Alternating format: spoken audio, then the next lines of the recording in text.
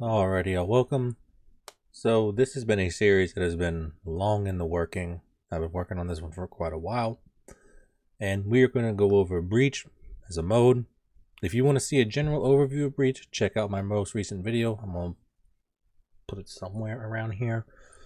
And there's also a video that a buddy of a friend of Freeze's made that you can go check out. Place it somewhere around here, somewhere on the screen. But Breach has been around since Marching Fire, and it is a 4v4 mode, and it's the second most popular 4v4 mode, and it has been released since Marching Fire. And today we're going to be walking through each map, and it's going to be a series of me going through explaining the issues of the map and genuinely explaining why either it's attacker sided or defender sided. However, we're going to go over some ground rules on what I consider to be what changes the map based on it being an attacker or a defender, because sometimes the dynamic of the map changes when you get to a certain point, but then afterwards it then just swaps to the other side. And normally this is around 0.5 for a lot of the maps. But the biggest key in what makes a map attacker sided or defender sided is distance and how long it takes for the teams to meet whenever they spawn, because in this particular map that we're going over, Kazan Castle, the attacking team gets to the first zone and clears it out way before the defending team arrives. So with that being said, let's go over Kazan Castle and its issues and how to rework the map and possibly make it a little bit better. Let's get right into it. Alright, so the video is going to be into multiple sections where we'll go over each phase, such as phase 1, 2, and 3, and their issues on both sides. Since this is an attacker sided map, you're mainly going to see issues that affect the defenders more than attackers. There's very few spots in this map that affect the attackers greatly. However, like I said in my intro, the biggest issue straight out of the gate is the distance, meaning how long it takes from attackers to reach zone 1 and how long it takes defenders to reach zone 1. And 9 times out of 10, pretty much 10 times out of 10 in this map, the attackers will always reach zone 1 and clear it out before the defenders get there. If you do what is the viable thing to do and send everybody to zone 1 to capture it, you will capture it and clear it out way before the defenders get there.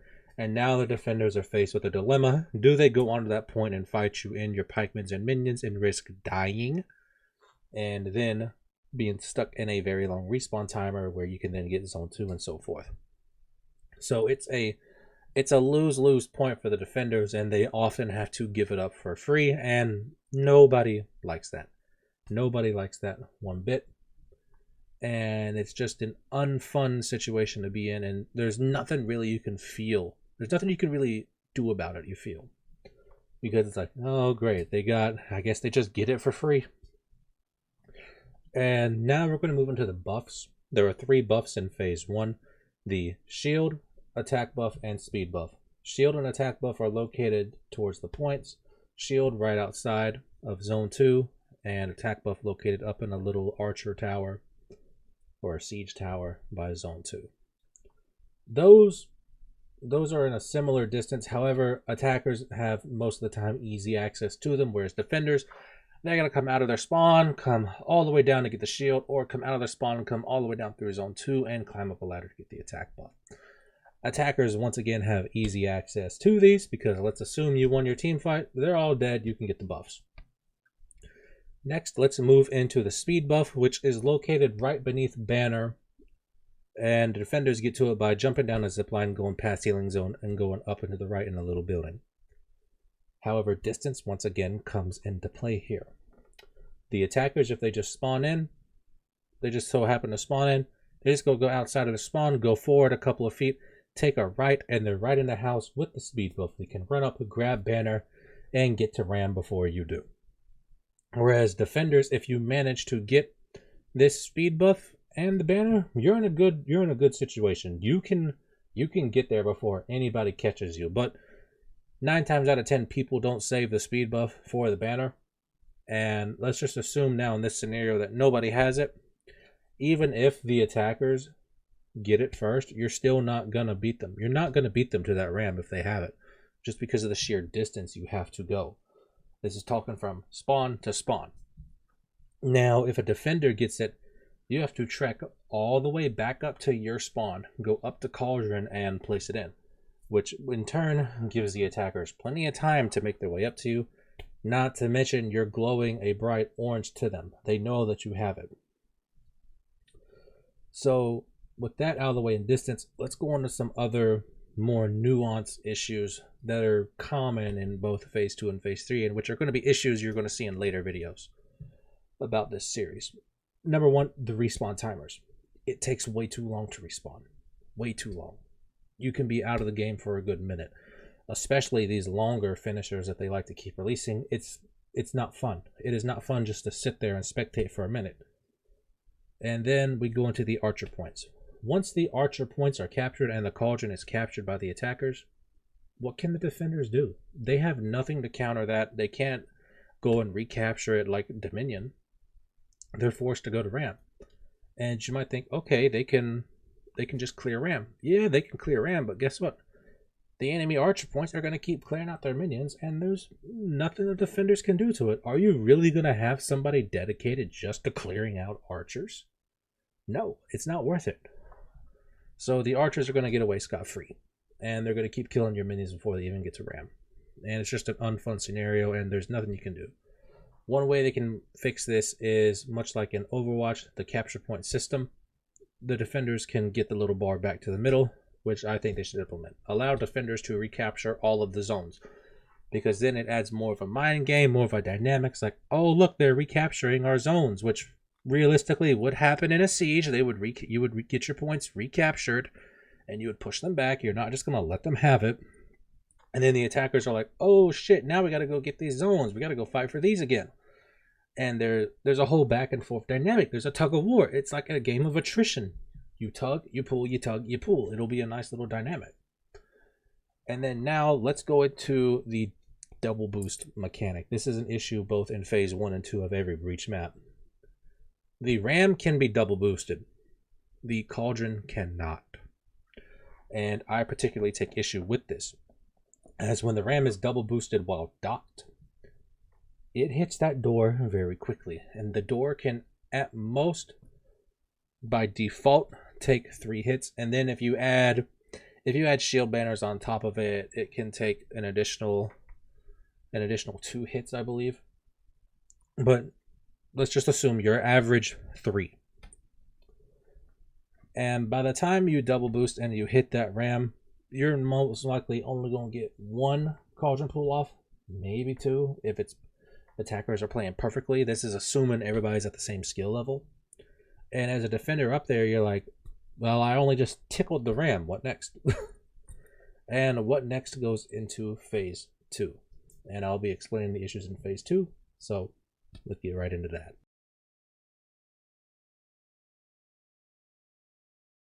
So let's get into Phase 2. A lot of the issues from Phase 1 carry over, such as respawn timers, archer points, Ram speed, Ram health, Cauldron double boosting, all that. And distance. Once again, the biggest issue in Phase 2 is distance. However, when the attackers and defenders reach Zone 5, that is when the map can become arguably more balanced, as it's officially in the middle. However, 9 times out of 10 attackers are going to win that anyways. But another issue that's mainly seen in Phase 2 is outside of distance. There are 2 big issues here. One is the Guardian and being only 1 source of healing. In Breach, you can get healing either through the heal point or officers. They've nerfed body count, so there's really no point in running it. But there's only 1 heal zone in each of the phases, and whoever controls the heal zone controls the flow of the map. And it's unfun to where if you're at a bar of health and you can't get an officer and the attackers are sitting on health, or vice versa, there's nothing you can do. You can't go heal. You just have to go die to minions or clear minions. But guess what? Somebody's probably going to be at Ram anyways. It's not a fun mechanic, and it's something that needs to be looked at, as there just needs to be multiple sources of healing instead of just your stereotypical officer and healing zone. Replace some of the buffs with the little healing circles from elimination. It would help alleviate that issue.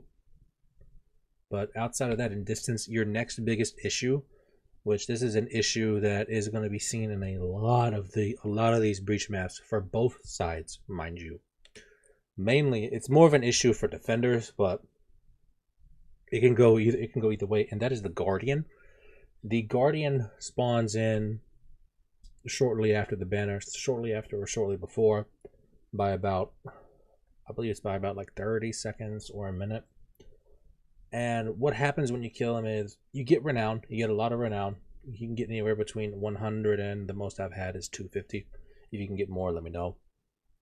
When you kill him, you get, it's seemingly a random amount of renown, because I don't know the values of it, what determines what you get.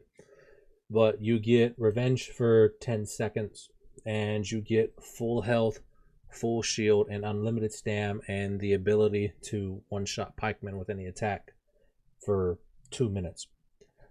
That is a very big issue. That is a very strong buff, and it's one of the most busted aspects of Breach, because originally they implemented that buff, that Guardian buff, in that way because people from Dominion were wanting to play Breach, and they complained about the pikemen. The pikemen, once again, are a very big issue in that mode.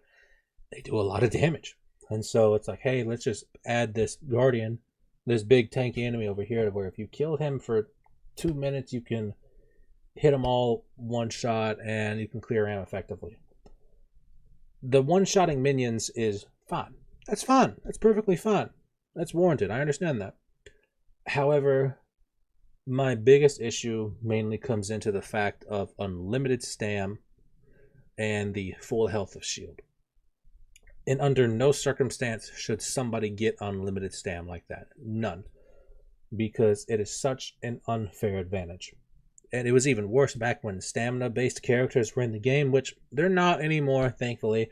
If old Yorm was on the enemy team and the other team got the Guardian buff, goodbye. You go into the ER, because there was nothing Yorm could do. However, that unlimited stam, I feel, needs to go. You could keep the full shield and the ability to one-shot pikemen, but unlimited stam, no. That needs to go. That's arguably one of its most busted aspects. It should not exist. And this is going to segue into phase 3 with this Guardian buff, because if timed correctly, and let's assume there's a Warmonger with the Guardian buff, just as that door breaks, you run into a very particular issue. Let's get right into it. Enough! Now, phase 3 of Breach is where the game completely changes. Attackers now have respawns and you have to protect a commander. But let's look at some overall issues of phase 3. Keep that Warmonger with the Guardian boost in the back of your head while we go over this. So the defenders have to protect the commander, attackers have to attack commander. There's once again one source of healing, 2 buffs, and 1 point to capture, and a ballista 9 times out of 10 in these final sections. So they can either go get Zone 8 or just go straight to Commander. Zone 8 9 times out of 10 is very useless as an attacker. If you have a Warmonger, you don't really need Zone 8 as much. But the issue that comes into this particular phase here is healing for both attacker, defender, and the commander, as the commander's health was reduced in a patch. I don't remember the exact number what it was reduced to, but it was reduced, meaning he's easier to kill. And there's only one source of healing. So if you can't heal, you're shit out of luck. Now, defenders 9 times out of 10 have to sacrifice very powerful tier 4s for healing banner. Say you have a Raider, you might want to run Fury Flask, but because there's a Warmonger, you have to run Stalwart banner to heal the commander. Unless you have somebody like Griffin. If you have a Griffin, you're fine. Griffin's a must-pick on defending, and a very strong and underrated character. A lot of people should be playing him more. But say you're all fighting at the commander, just as the door breaks. This is where I go back to that Warmonger with the Guardian boost, mind you. Or even worse, a Musha with a Guardian boost. Let's assume that this Warmonger or Musha has all of their feats. When that Warmonger gets to the commander with all of her feats, the game is done. There is nothing you can do if she has that Guardian buff and both of her feats.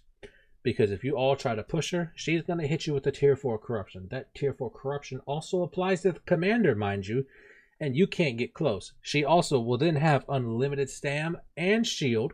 Not to mention she can get health back from hitting the commander, and her damage is going to increase because of her passive.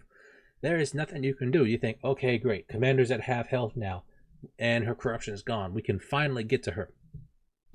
She then has her tier 1. Applies that. Then guess what? You either have to have a Warlord and crashing charge her away, or use Umbra, mind you. And keep in mind, if you use Umbra to counter her tier 4 corruption, guess what? You screwed either way. It is a lose-lose in that scenario for the defenders. It's even worse, mind you, if there's a Musha. Now, let's say best case scenario for attackers, which this happens a lot, more than you think if somebody knows what they're doing is Musha. Musha has all his buffs. He can go into the back zone early, mind you, with that Guardian buff before the door breaks. Pop Juggernaut and Fear Itself at the right time, just so that commander spawns in. A Juggernaut Fear Itself Musha with unlimited stam and shield active. He can solo the commander. And there is nothing you can do about it. It is a lose-lose for defenders. Not even Griffin can heal back all that. And that's another particular issue in itself is feats.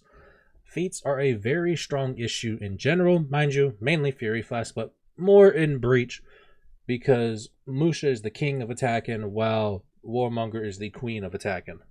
They both the king and queen of Breach for their attacker sides. The biggest one being Warmonger. And a way they could fix this is make it to where commander gets damage reduction from feats, which he does. He gets it from bows, bombs, fire flash, spear storm, and so forth. But not buffs and debuffs. And that is where the issue comes into play. And there is nothing you can do. Nothing you can do, and it is once again a lose-lose scenario, and it's unfun for the defenders. And while the attackers, they just have an easy wipe, and then the game's over. There's nothing you can do. It's unfun, and Warmonger is also really strong in the meta now with these buffs. Power creeping her way forward. And then there's the Ballista that can shoot the commander, and the commander's AI can get stuck, and that's an issue in itself. Ballistas just need to be 100% removed. They need to be removed. Kazan Castle as a whole, as my final verdict, is attacker-sided, and the map itself needs a rework from the ground up. There are just so many issues with this map that you're better off just taking it out of the playlist and reworking it fully. Like kill switching the map and reworking it. Because there's just that many issues with it. Or if a ForHonor 2 comes out, don't even bring back Breach. As much as I hate to say that, ForHonor 2 would be a hell of a lot better without Breach, because Breach is an imbalanced mess. Now, with that being said, if there are any ways you could possibly rework the map or just rework Breach in general, drop your ideas in the comments section. I'm very interested. What would you change, whether it be from the commander's AI to the Guardian to the zones and whatnot? Let me know. I would love to hear what everybody's saying. However, with that being said, don't forget to follow and subscribe to Come Seal, baby. Don't forget to check out my Twitch where I stream on my days off. And I'll see all y'all in the next one.